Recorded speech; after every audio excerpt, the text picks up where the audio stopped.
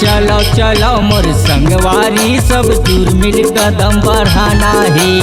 ये भारत दुनिया के संगी सेवाला बजाना है।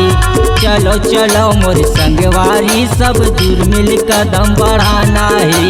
ये भारत दुनिया के संगी सेवाला बजाना है।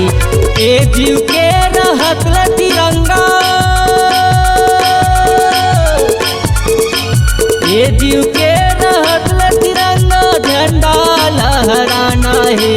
चलो चलो मोर संगवारी सब दूर मिल कदम बढ़ाना है।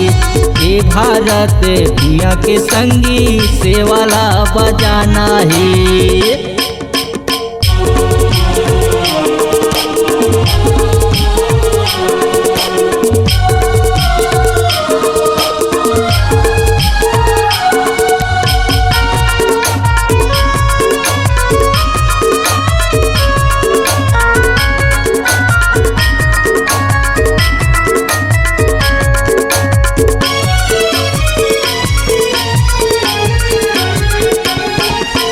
चलो जवान चलो किसान चल गा मोरे हितवा मितान।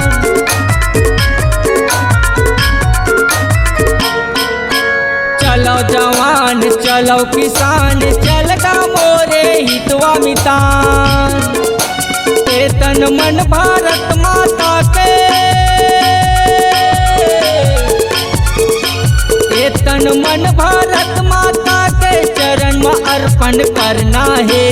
चलो चलो मोर संगवारी सब जुर मिल कदम बढ़ाना है। ये भारत दुनिया के संगी सेवाला बजाना है।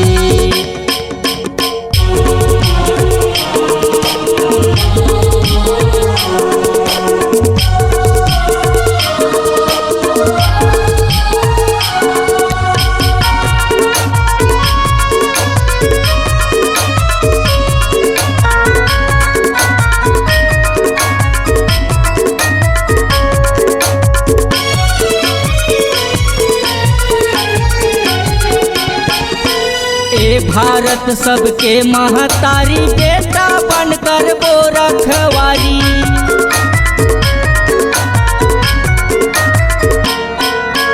ए भारत सबके महतारी बेटा बनकर वो रखवारी।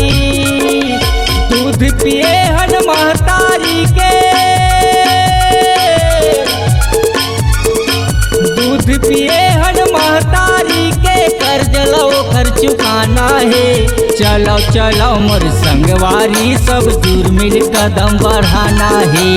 ये भारत दुनिया के संगी सेवाला बजाना है।